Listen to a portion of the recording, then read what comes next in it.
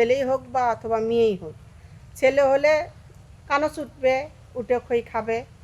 আর যদি ছেলে বাচ্চা না হয়, মেয়ে হয়, তাহলে ওই ব্যাং করে কয় ব্যাং ব্যাং, ওই জলে ব্যাং থাকে না, ওই ব্যাং ওঠে, তাহলে মেয়ে বাচ্চা হয়। আচ্ছা, এদের হাতাহাতি প্রমাণ আছে এই জায়গা, ও একটা হাতাহাতি মানে একদম সত্য এটা। সত্যি।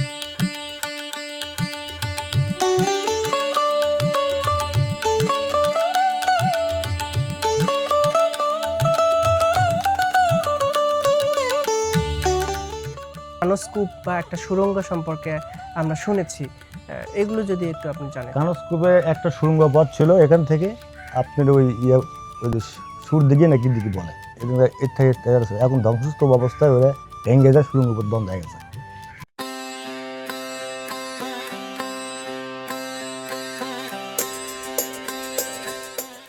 প্রিয় দর্শক, আমরা এই মুহূর্তে চলেছি উত্তরবঙ্গের এক প্রাচীন এবং রহস্যে ঘেরা জনপদের দিকে।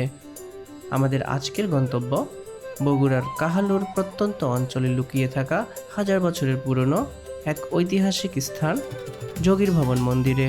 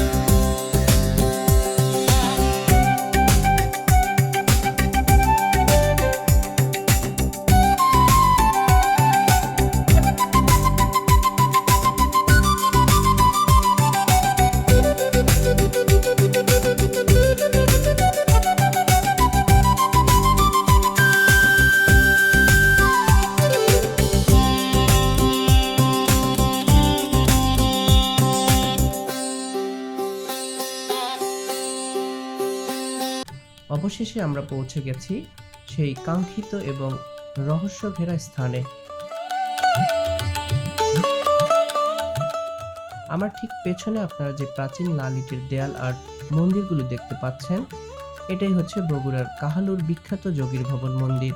প্রথম দেখায় হয়তো একে সাধারণ কোনো প্রাচীন স্থাপত্য মনে হতে পারে। ধারণা করা হয় আজ থেকে প্রায় 1150 বছর আগে, অর্থাৎ 884 খ্রিস্টাব্দে এটি নির্মিত হয়েছিল। এটি ছিল প্রাচীন বাংলার নাথপন্থী জটাধারী সন্ন্যাসীদের সবচেয়ে বড় আধ্যাত্মিক সাধনা কেন্দ্র আর বিদ্যাপীঠ। পুরো জায়গাটি প্রায় 80 একর ভূমি জুড়ে বিস্তৃত, যার মধ্যে রয়েছে একটি আশ্রম, ধর্মটঙ্গী, ইন্দারা, চিরন্তন অগ্নিকুণ্ড ঘর এবং সর্বমঙ্গলা দুর্গা, কালভৈরব ও গোরক্ষনাথ নামের একটি প্রধান মন্দির।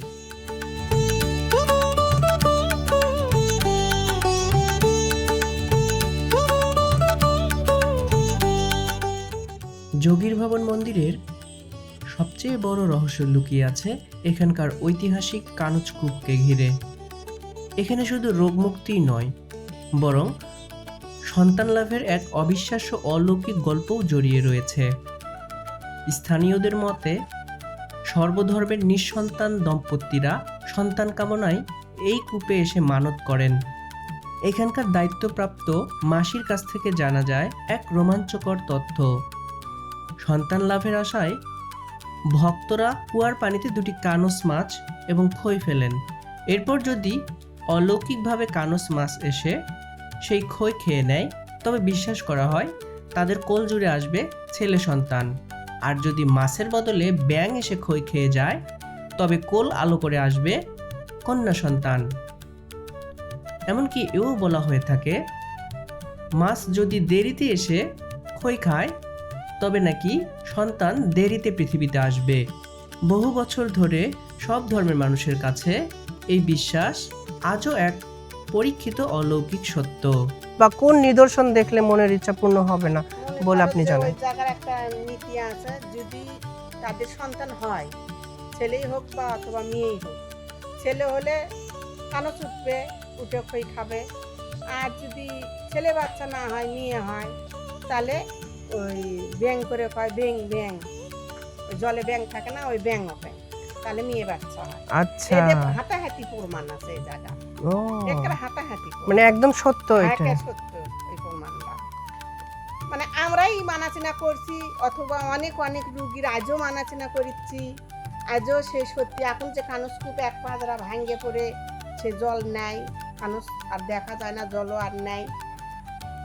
ওই যে পিছনে হচ্ছে কি ইয়ে পুকুর আছে, সুরি পুকুর আছে, মানে সেই সুরি পুকুর নিয়ে আমরা এখন জল পরিদর্শন করি, দিলে এখনো বাচ্চা হয়। এখন এখানে লোকজন আসে, অনুষ্ঠান করে, এখানে এসে এসে সে মানুষ হচ্ছে।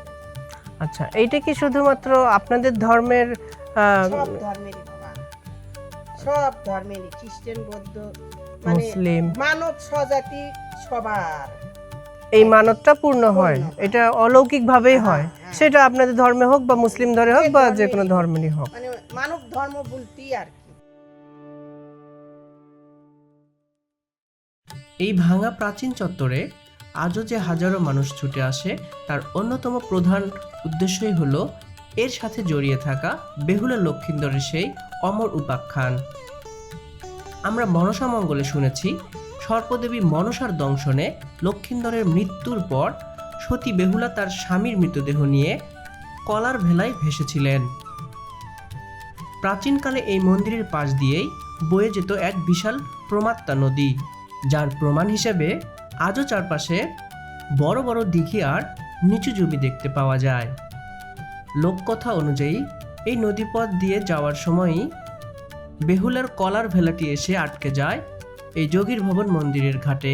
ঠিক তখনই বেহুলা ঘাটে দেখতে পান এক অলৌকিক দৃশ্য।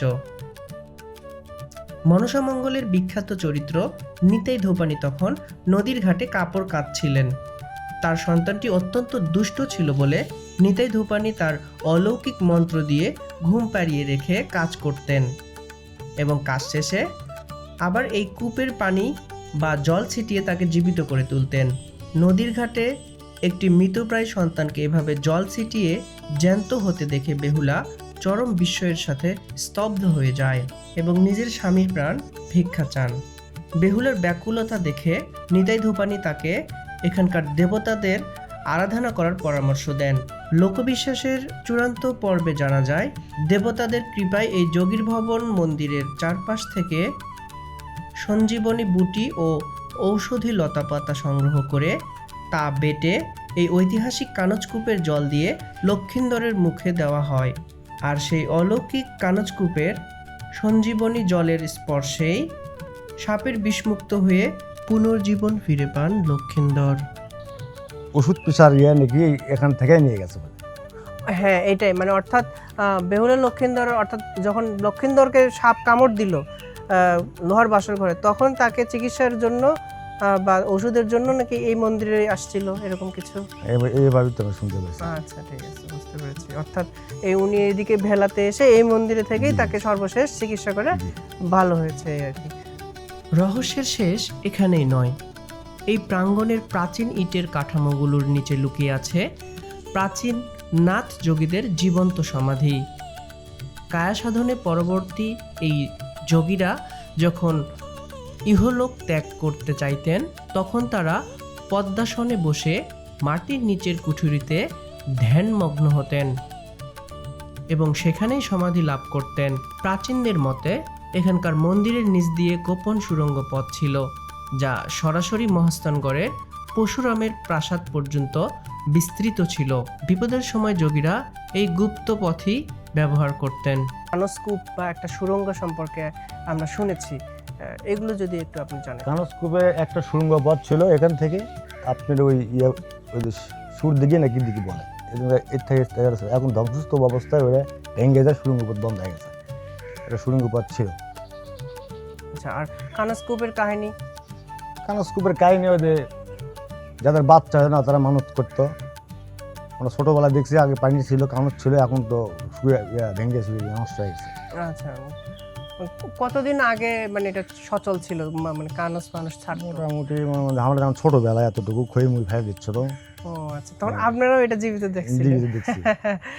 তার মানে যদি ধরা হয় 70 বছর ওইরকম হয়তো। আচ্ছা, বুঝতে পেরেছি।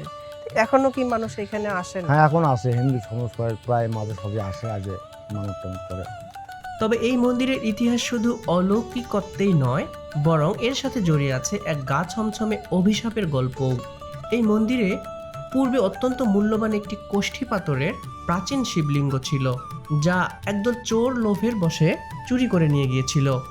কিন্তু চুরির পরপরই সেই দলের ভেতর শুরু হয় এক বিভীষিকাময় পরিণতি। চোরদের দলের মূল যুবক ছেলেটি হঠাৎ করে তীব্র অসুস্থ হয়ে পড়েন এবং বাড়িতে পৌঁছানোর সাথে সাথেই মারা যান। মৃত্যুর আগে সে বাবার কাছে বারবার আকুতি জানাচ্ছিল শিবলিঙ্গটি আগের জায়গায় রেখে আসার জন্য, কিন্তু তার পরিবার লোভের কারণে তার কথা শোনেনি। শিবলিঙ্গের এই অভিশাপ থেকে রেহাই পায়নি তার সহযোগীরাও। আরেকজন চোরের সারা শরীরে এক রাতের মধ্যে বড় বড় ফোস্কা পড়ে যায় এবং যন্ত্রণায় ছটফট করে সেও মারা যায়। চোর সদস্যের অন্য আরেকজনের একমাত্র পুত্র সন্তান অলৌকিকভাবে সম্পূর্ণ মানসিক ভারসাম্য হারিয়ে ফেলে এখনো পাগল হয়ে এই এলাকায় ঘুরিয়ে বেড়ায়। এই একের পর এক ধ্বংসাত্মক পরিণতি দেখে চোরেরা ভয় পেয়ে শিবলিঙ্গটি আবারও এই মন্দিরের প্রাঙ্গণেই ফেলে রেখে যায়। তবে দুঃখের বিষয়, পরবর্তীতে এই এলাকারই একজন লোক সেই ঐতিহাসিক কোষ্ঠী পাথরের শিবলিঙ্গটি নামজাব হয়ে ইন্ডিয়াতে পাচার করে দেয়। মূল্যবান সেই নিদর্শনটি আজ আর নেই, কিন্তু চোরদের সেই ভয়ঙ্কর পরিণতির গল্প আজও এই এলাকার মানুষের মুখে মুখে ঘোরে। সেবা বলি, এখানে আমরা ভগবান সেবা দিই।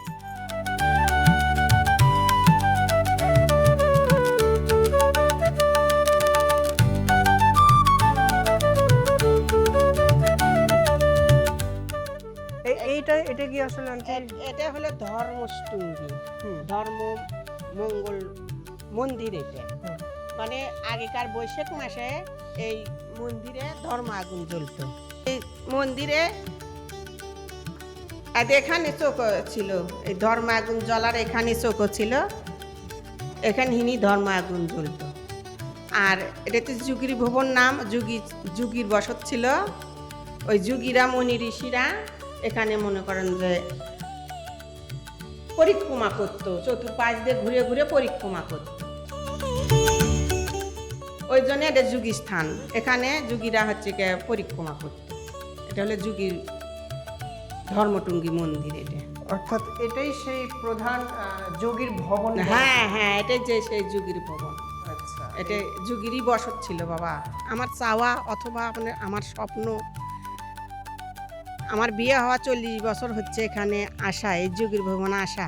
কিন্তু আমার চাওয়া যে এই জায়গাটা যেন আমার উন্নয়ন হয়, এই জায়গাটার যাতে এই সব দর্শক যেন আসে এখানে দেখতে পারে, সব দর্শকের আশা যেন আমার সেই পূর্ণ হয়, আমার সেটাই চাওয়া, সেটাই এটা পাওয়া। যেন আপনার ধর্ম সহ অন্যান্য সমস্ত মানুষদের একটা দর্শনীয় স্থান হয়ে হ্যাঁ ওঠে, যেমন বেহুলা লক্ষিন্দর হ্যাঁ এবং মহাস্থানগড় হ্যাঁ মানুষ ভ্রমণ করতে আসে। কালের বিবর্তনে সেই জটাধারী নাথ যোগীরা আজ আর নেই, নিভে গেছে ধনী ঘরের প্রাচীন আগুনও, কিন্তু ইতিহাসের এই নীরব সাক্ষীগুলো আজও জানান দেয় এক গৌরবময় ও রহস্য ঘেরা অতীতের। বেহুলা লক্ষিন্দরের স্মৃতি, কানচকূপের অলৌকিক বিশ্বাস আর হাজার বছরের পুরনো এই লাল ইটগুলো আজও আমাদের টানে। আপনাদের কেমন লাগলো যোগীর ভবন মন্দিরের এই রহস্যময় ইতিহাস? কমেন্ট করে অবশ্যই জানাবেন। দেখা হবে পরবর্তী কোনো গল্পে, অন্য কোনো প্রাঙ্গণে। ভালো থাকবেন। আল্লাহ হাফেজ।